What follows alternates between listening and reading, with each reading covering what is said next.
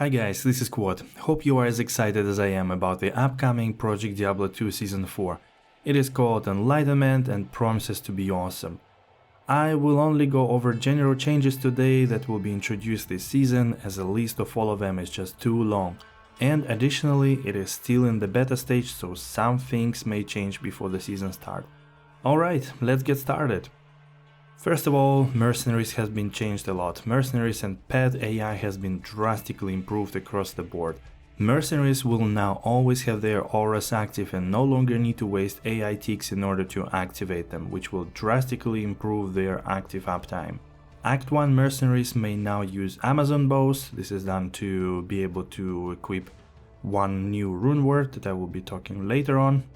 Act 3 Mercenaries may now use Sorcerer's Orbs, Paladin Shields and Maces. Also, plus Sorc skills and plus Pally skills on those items are changed to plus all skills to make it beneficial for the Mercenaries as well. There have been plenty of area changes introduced for this season, so let's go over all of them. Catacombs level 1 and 2 increased from area level 73 to 80 to make it a little bit more interesting to run there. And Catacombs level 3 and 4 increased to area level 85, so that now you don't need to rush to Andario as fast as possible, but you can actually farm the area as well. Hell Andario herself now drops from the same pool of items as Mephisto, and also she is now level 85 boss. To compensate for this improvement, her melee attack damage increased by 10% and health has been increased by roughly 23%. On to Duriel. Taurash's tombs increased from area level 80 to 82, and Duriel himself is now level 85 boss. Also, his drop table has been changed to be the same as for Hell Bale. In the Act 5, the 3 red portals, the Abaddon, Pit of Acheron and Inferno Pit, have had their density increased by roughly 50%, and don't forget that they are level 85 areas.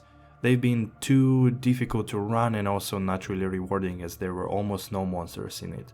And lastly, time between Bale waves has been reduced by roughly 50%, which will also probably make it more attractive to run Bale himself, because otherwise you lose a lot of time. Also, I wonder how much experience you will get now there. There were certain changes introduced to the maps. First of all, there will be 3 new maps added.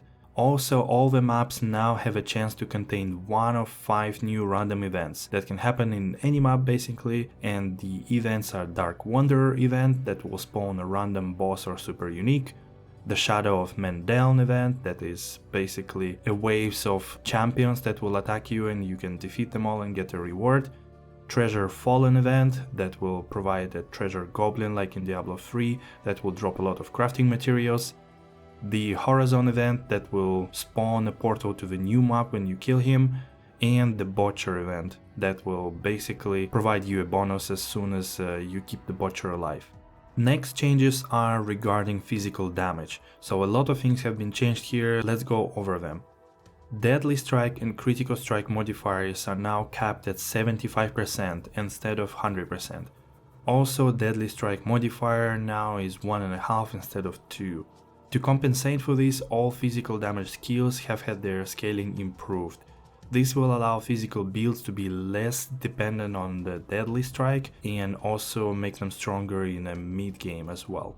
And something that fits into this theme is that two-handed weapons can once again roll up to 6 sockets from Corruptions or 4 sockets from Larzuk's Puzzle Box. Now, something that I like to do a lot is crafting, and there were some changes related to crafting. So first of all, jewels now can be broken down with a key to create jewel fragments that are stackable crafting recipe materials and can be used for any crafting recipe. You no longer need to hoard those jewels and make lots of mules to make 100 crafts, for example. A new Uber has been introduced, Rathma, and the new items can be obtained there, the belt, armor and amulet. The chances are really low, but those are really worth finding them. Also, he will drop always a tainted Whirlstone shard that can corrupt Annihilus and add additional stats on this. This is really crazy. Also, there is a new change for the arrows and bolts, and they can now roll rare or magic. So there will be a bit of the changes to what kind of affixes they can have and also for the corruptions possible. Then some of my chosen skill changes that I think are very new or very different from what they were before. So the new skill for Necromancer, that now we can summon Skelly Archers, up to 8 of them, so I guess I already know what I will be playing. Then the skill change for Amazon, Decoy now is a strafed trap kind of, with its own damage that can be affected by auras. Then Frenzy now also grants bonus to melee splash radius, and so does the Tiger Strike.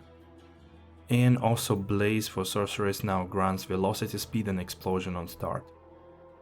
There were also new 3 Runewords added, so Unending Will, that is Charm plus Om for wands. This is basically the best in slot for the Golemmancer because it allows you to have 2 more golems. Then Zenith, Jazod, Orthful, Ral for Amazon bows, basically provides you Salvation Aura and can be equipped on the Act 1 Mercenaries. And Ferocity, the Zod plus Cham and Shale, that also provides you autocast Taunt. All these new rune words are kind of made to improve the value of the Zod and Cham runes, so let's see how it works out. There have been some changes added to some specific items, so now you can have more than one word slag. For example, if you want to collect a lot of them and then run chaos, so you are no longer restrained to have only one. You can also have multiple unique charms, but only the first one placed in your charm inventory will work. So again, now you can have all the Gid's Fortunes in one mule, or Torches or Annihilus.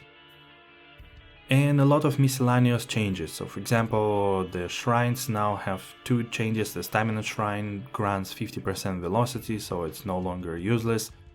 Gem shrines can now be used with stacked gems, so again you no longer need to unstack a gem. Also, auto gold pickup has been added. Obviously after the D2R and the hype, this is really nice change. And to allow for gold hoarding, you can now hold up to 5 million in the stash. This is also super useful because with an auto gold pickup you really get a lot of gold really quick. And gold in PT2 is way more useful unlike in D2R because you can buy those materials to reroll maps and you can actually make a fortune just selling them. Also, some quality of life changes has been added to manage your skills and stat points. Now with a shift and left click you can apply all your skill points in the skill tree, similar to the stats. And holding a control and doing a left mouse click, you apply 5 stats or skill points. Then the mod Blind Targets no longer counts as a curse and therefore no longer overrides them. Also, some changes to the PvP has been added. For example, the dying in PvP arena no longer requires you to retrieve your corpse, and also dying in PvP arena on hardcore will no longer result in permadeath. But beware, dying in open world PvP on hardcore will still result in a permadeath. Please don't do stupid mistakes. They also added a second PvP arena which can be purchased at Anya in Act 5 Hell. Alright, these are the main and general changes. Of course there is a lot more to it, for each class, skill changes, lots of item changes and so on. And I'm also pretty sure we will have more changes during the beta. In case any of the mentioned points will be modified for the release, I will pin a comment with those. Now let's start theory crafting. And on this note, thanks for watching and see you next time.